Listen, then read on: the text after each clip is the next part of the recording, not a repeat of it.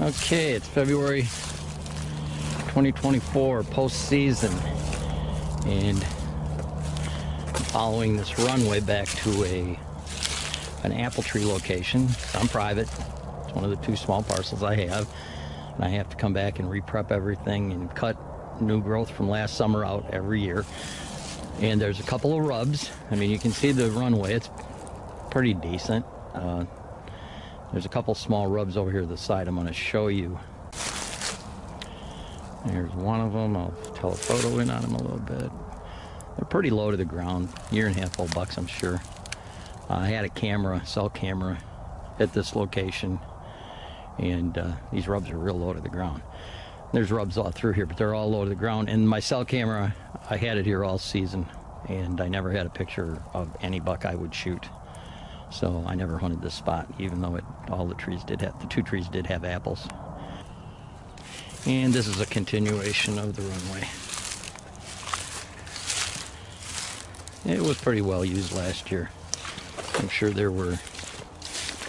I had does coming in here pretty much every night. And there was one 4-point that was in here consistently. But the area has a lot of security cover. That's why it's pretty decent. If there's a decent buck in the area, which there's usually not. Also, anytime you have an apple tree or a white oak that's kind of isolated and it has low hanging branches or something around it does, like this here has autumn olive real close to it, you're going to have a scrape, typically. I mean, more often than not. And as I've mentioned a gazillion times, well in excess of 50% of my kills over the last 40 years have been scrape oriented. So this tree here would be no different. There's a scrape right there underneath this autumn olive.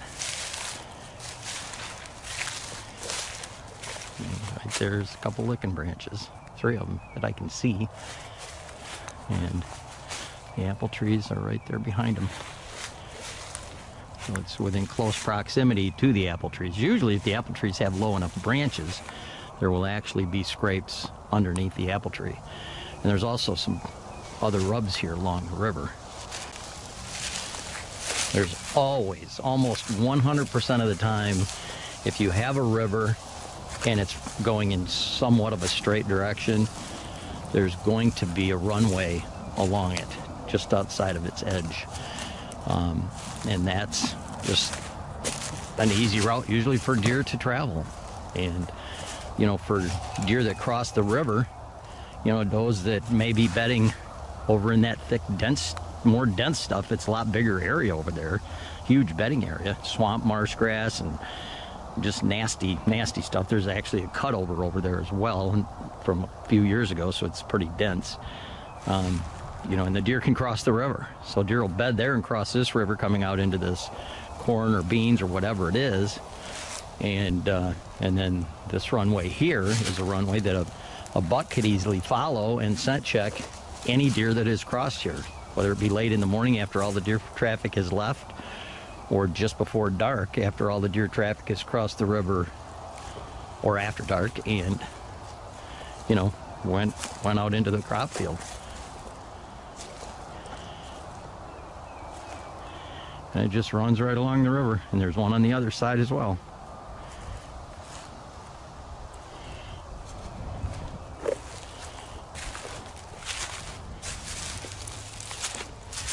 And there's a couple rubs here.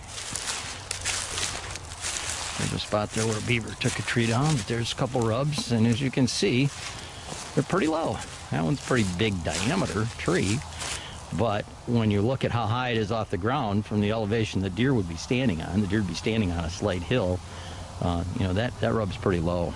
So probably it could be a 2-year-old, very likely a 2-year-old. There was a 2-year-old buck I had on camera here maybe 3 times during the whole season, and I think twice was in the daytime.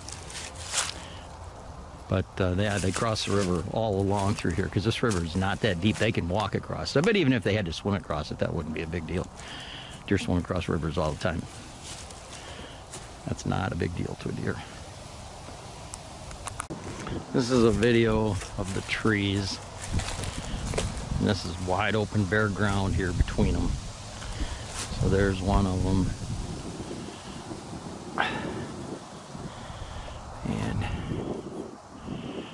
And this is the other right here. I'm underneath it. And there's a crop field up there, maybe 200 yards. Now, I've done a lot of trimming on this tree. I had it in another video, I believe.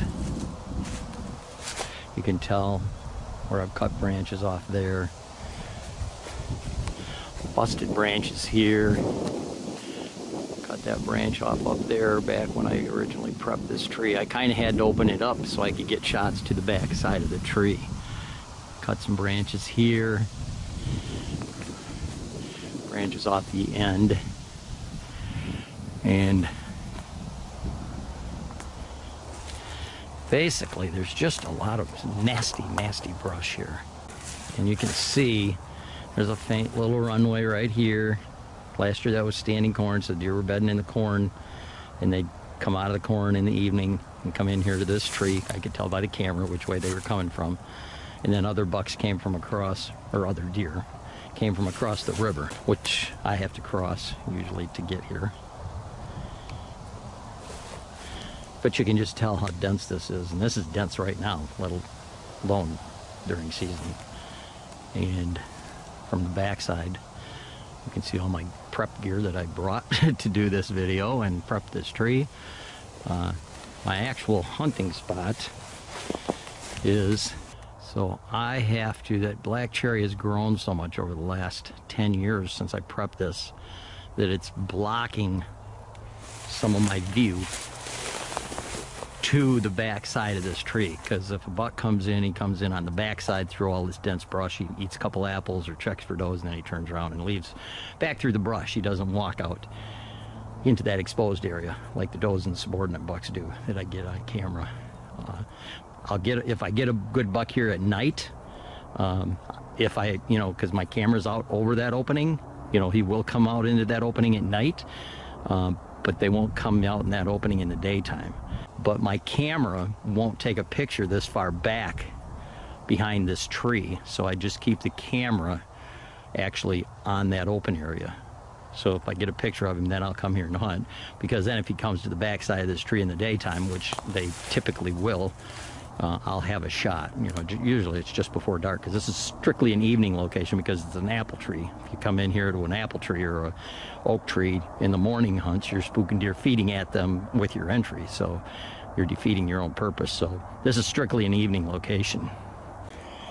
If you look right up between the crotch of that black cherry, you'll see a multi-crotch and a maple. That maple's right on the river.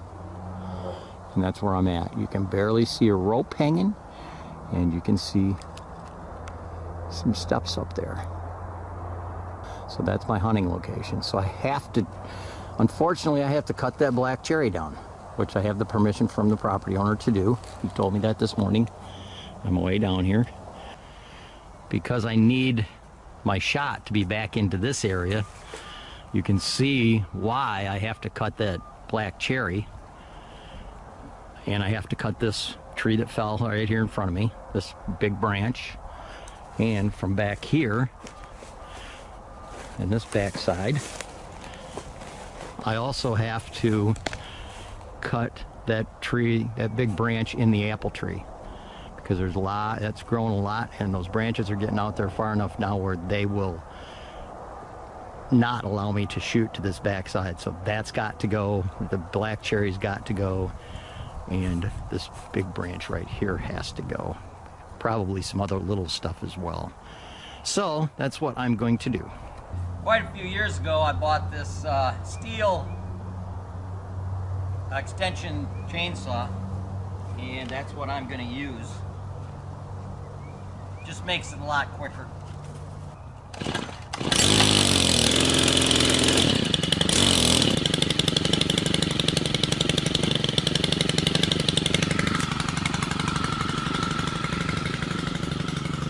I'm going to cut them into pieces so they're easier to get rid of.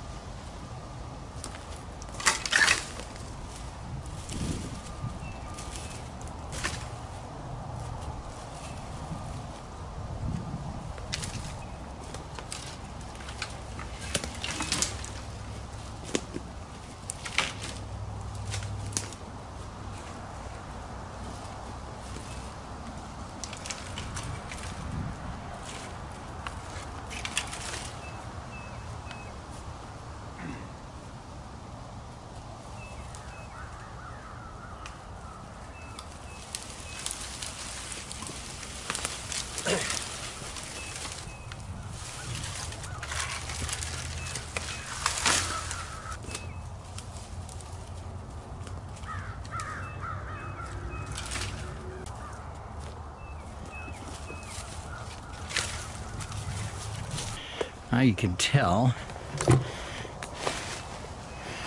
much more open this is. Way back here, there's nothing in the way whatsoever to that maple tree right up there, other than cutting that cherry.